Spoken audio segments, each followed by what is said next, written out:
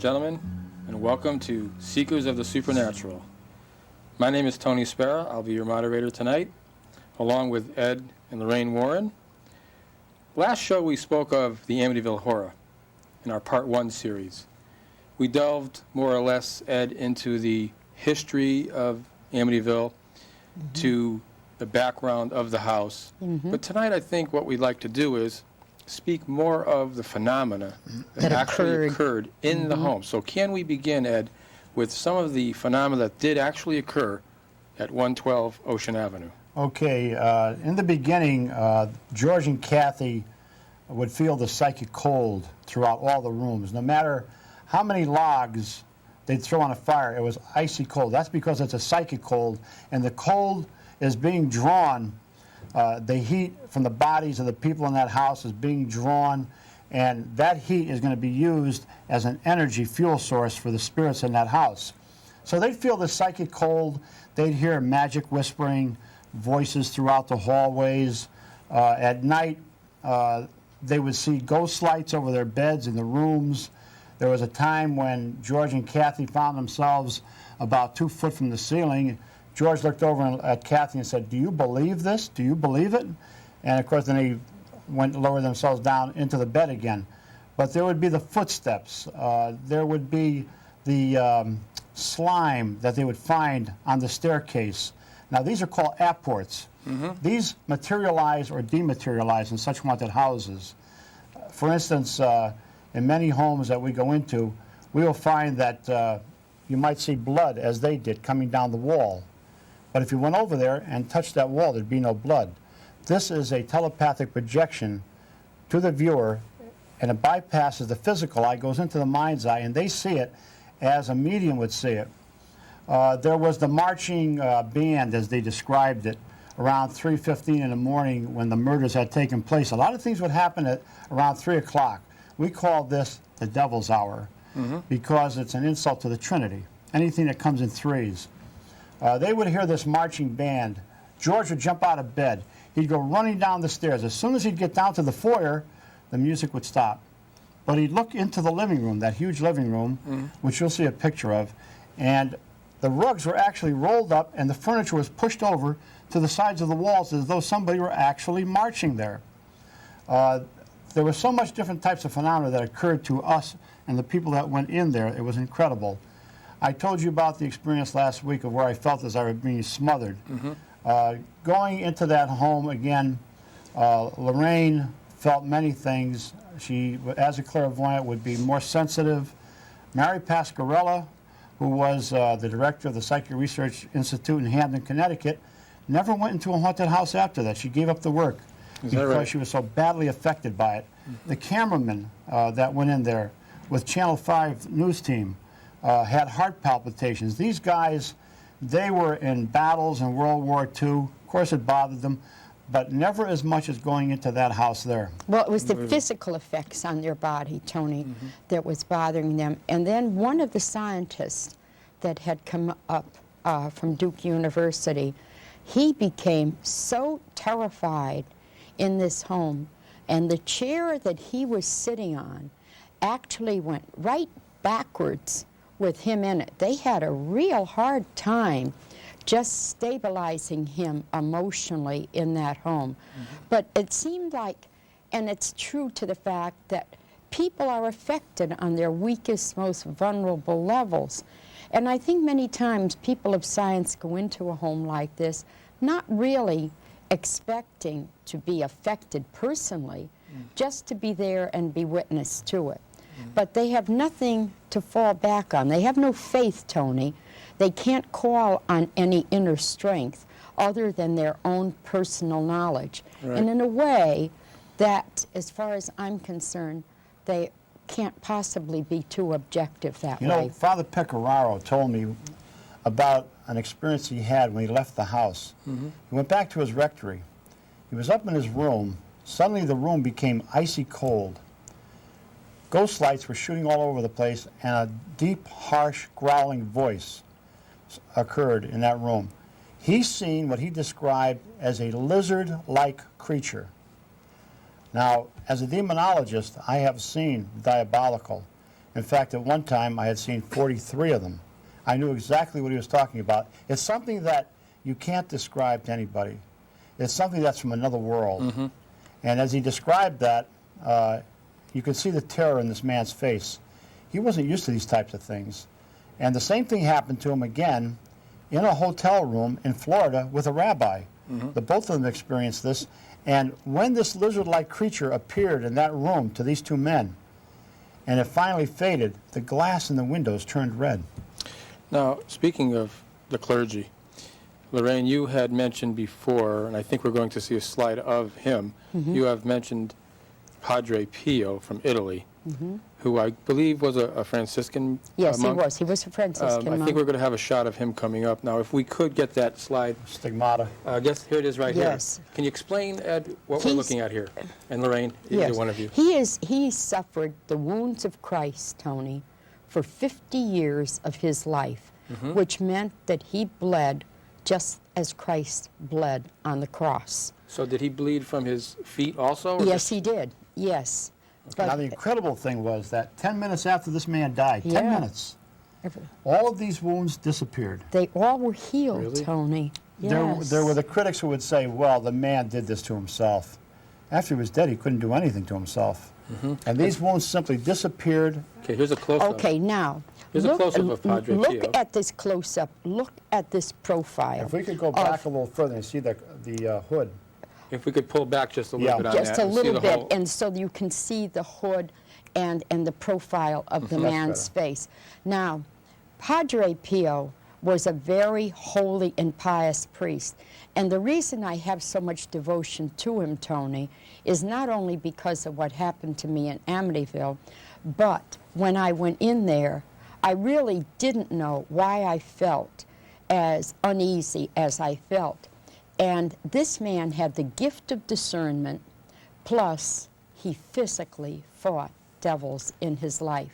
He played such an important role of our investigation. And I think the next slide is going to show, Yes. quite dramatically, in fact, a picture taken in the Amityville home. Lorraine, can you explain this picture? Okay, this is the wet bar room.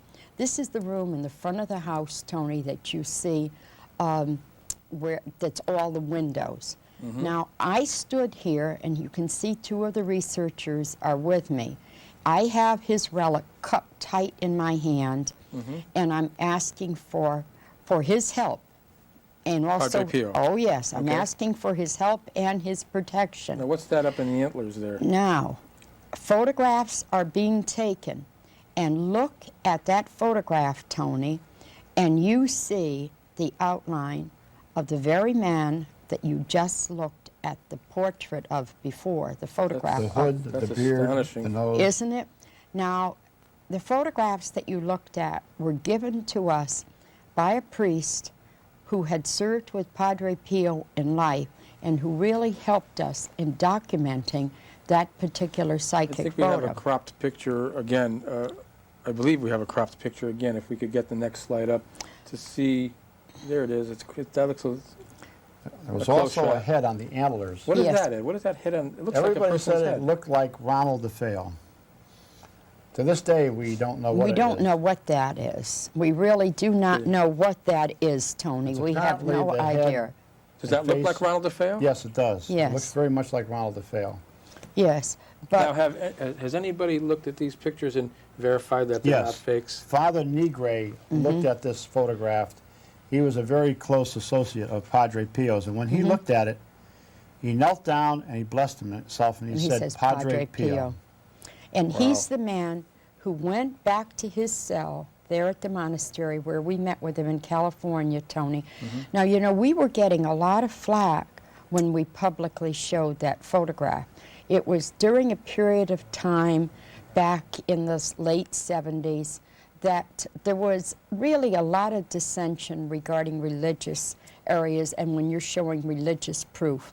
So I prayed to him and I said to him that if that really was him, that I wanted to be guided and directed in areas that could help me to better understand and prove out that photograph. Otherwise, we would never, ever use it. And Tony, that is why, after that, that we met Father Negre. And I'll never forget the day I had gone to Mass that particular day with a man who was in charge of ABC television in California. We're walking out. Nothing was mentioned about Padre Pio when all of a sudden this man said to me, "Lorraine, did you know Padre Pio?" And I said, "Yes." And I says, "Although I never met him." And he said, "Well, there's a priest right near here who served with him while he was still alive." Wow. Padre Pio died in '68, Tony. And this picture was taken in '76? Yes. Now keep in mind Yes. that nobody knows that Lorraine has asked for his intervention. Oh, no. She has a relic in her hands, and this picture with infrared film is taken, and there is the face of Padre Pio above her. But this next picture that we're going to see I think was this taken is again. an astonishing picture, in fact. Yes, with infrared film. Oh, yes. And it's in the upstairs bedrooms. Just to the left there, you see what looks like a small boy's face looking out with bioluminescent eyes. This was the room of one of the young boys who was murdered there. Isn't that Now, eerie? a lot of people would say, well, is that the spirit of the young boy? No, it is not the spirit of the young boy, but it is a diabolical spirit with luminescent eyes that appears in that home to confuse the investigators. You think that is an evil spirit, Ed? Positively. Everything about this house was evil. You know, a lot of people say, well, you know, I was in that house one time and nothing ever happened to me. It's not that a house is haunted 24 hours a day.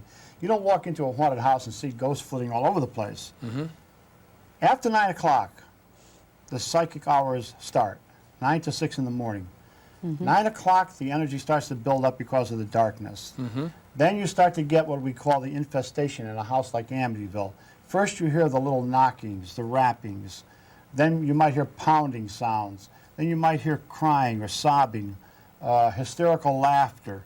These are the types of things that actually happen in these homes. But pictures like this, taken with infrared film, the camera is neither for nor against the supernatural or preternatural world. Right. It only takes what it sees. And what it sees here is a spirit of a diabolical nature in that room. You know what was amazing, Tony? When we met with Father Pecoraro, he invited us to get together with the family and himself so he could share with us his experiences. Now, he was kind of a no-nonsense guy, too. You know, he was a judge of the Catholic Church and rather stern kind of a man. And he met with us on St. Joseph's Day, and he personally baked St. Joseph's bread for us. But I think the experiences we had going to our home that night were terrible. What is this shot of, Ed? That's Mary. Pasquarella, who was, again, the director of the Psychic Research Institute in Hamden. After she left this home, she was so badly affected that she just quit the work completely. And, in fact, moved out of the state and across the country. Wow. Yes, she did. So there was other psychics. There was another psychic besides yourself in there, Lorraine? Oh, yes, and also Dr. And Brian professional Riley's. people? Yes. Okay, like, There was- who are these people here? Now, that's the camera crew that was so badly affected, and yet both of these men had filmed with combat assignments, had been on combat assignments. Marvin Scott himself claimed that he couldn't believe how badly these people were affected in the house. And this next picture that we're going to see, who are these Okay, we're people? looking at Dr. Alex Tanis, a very famous psychic who could actually project himself in any place in the world. And the man on the right was Dr. Carlos Osis, who was president of the American Society for Psychic Research. So very notable people entered that home with us, Tony. When I talked with Dr. Tanis, he said to me, "Ed, I came upon the most hideous and monstrous entity I had ever encountered in any haunted house." That was his actual words to me.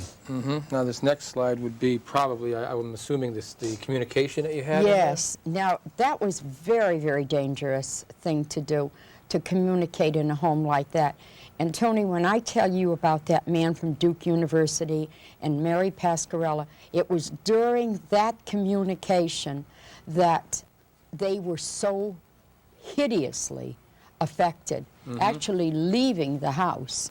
They were so badly affected. Now, there were tests, I understand, done on George Lutz? Oh, yes. And Kathy George Lutz had 3 lie detector tests, and so did his wife, Kathy, and they passed every one. And the man you see in the background there is Mr. Chris Gugas, who is president of the Polygraph Association of America. He said to me, you know, Ed, after these people passed those tests, he said, it was so frightening what they told me that I started wearing a crucifix again that I had worn during the Second World War when I was in combat. That's how bad it was. And then you see Kathy here, she's being tested, and they had voice stress tests taken also, which they passed. They passed all these tests in recounting their experiences in these homes. You know, Lorraine and I have been in hundreds and hundreds of haunted houses, and we've interviewed numerous people all over the world. I watch people, I look at them, I watch their body movements, I know what they should say, I know how they should answer me when I ask them a question. Right. These people were right on. There was no hesitation. The phenomena that they described to us was the type of thing that happens in this house.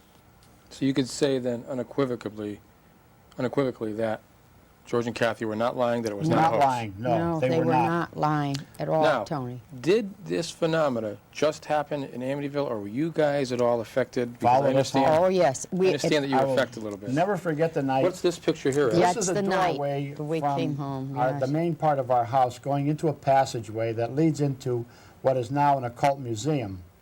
But you go through the passageway and you come into the occult museum, and then my office is at the end of that room. Now, it was after 3 o'clock, and I heard this door open up. Now, I'm quite a ways. I'm a good 60, 70 feet away in another building, but I could hear that door open up. And I could hear footsteps coming up the passageway. Now, it's carpeted, so I shouldn't hear footsteps. But I thought to myself, Lorraine is coming down to bring me a cup of coffee, and yet I know that she does not want to go down into that area after 9 o'clock at night because of the numerous phenomena that occur. Now, What is here I this? am looking out of my office into that darkened area of the museum. Okay. The doorway is just to the right of where you see a mirrorway back there. Yeah. I could hear what I can describe as a swirling wind.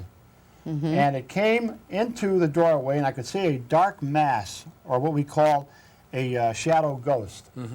I immediately recognized it for what it was because of the stench that accompanied it, which was very foul. Right. The icy coldness. I stepped into the doorway here, and I held up a crucifix, and it came up to me within about 5 feet.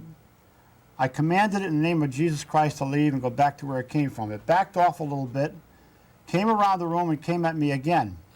I then took holy water, and I sprinkled it on it, and it backed off again.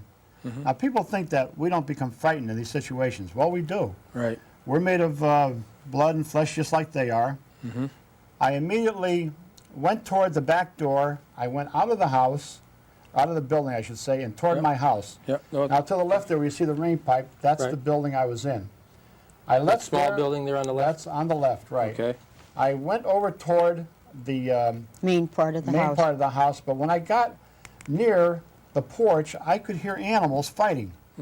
I flashed my light there, and there was nothing there. Now, that was meant to frighten me, as the shadow ghost was, because when a person becomes frightened, they throw off psychic energy into the atmosphere, which an evil spirit can use as fuel to manifest even more phenomena. Now, let me ask you a question. Was what was in that house evil? It I think we have a positively was evil. There's no two ways about it. Oh, yes. It's about as evil as a house can get. There's nobody out there looking at this program right now, listening to us, that can prove that the diabolical devils, demons, evil spirits don't exist. But we can prove it, and we have proven it many times. How? Evidence. If you ask us for our evidence, we ask you for your evidence. We can prove, beyond a shadow of a doubt, that haunted houses, ghosts, devils, demons do exist, simply because we have the evidence. Right. I understand also, Lorraine and Ed, that even years, I believe, after Yes. the Amityville case that you went on, you had an incident in Pennsylvania? Yes, we did. Can you tell us about that? In a car that we had, a brand new car, Tony.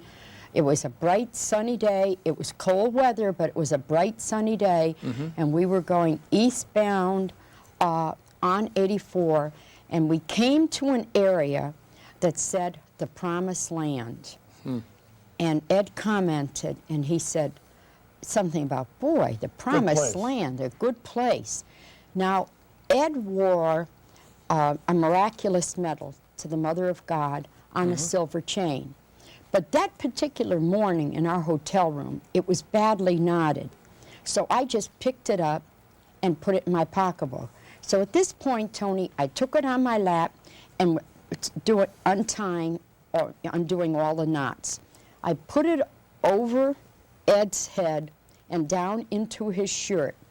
And at that point, the next sign was the Lord's Valley.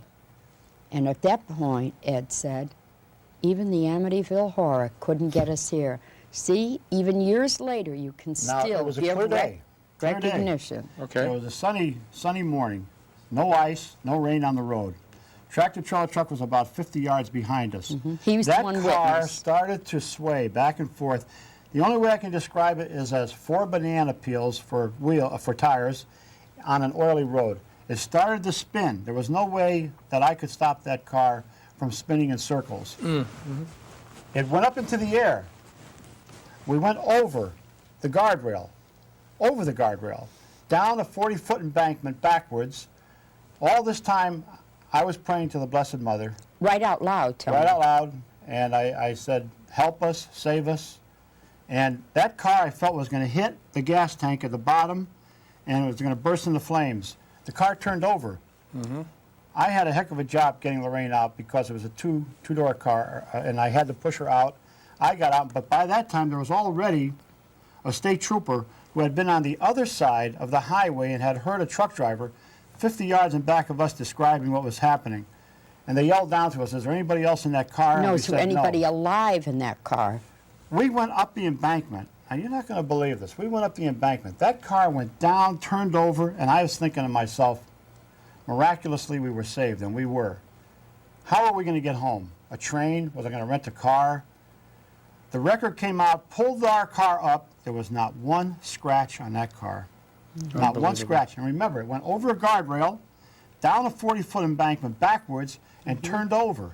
That was almost like a miracle in itself. It was a miracle in itself, Tony, and I think it had a great deal to do with the intercession of our faith at that time. Which proves one thing, Tony, that God is more powerful than any devil. Now, can you kind of sum up for us, Lorraine or Ed, Yeah. about George and Kathy now, today, or since the horror and they left and after Well, they fled? It's taken its toll on this family. They are divorced. They are living apart from each other. Today there are 5 children involved, pretty grown up at this point.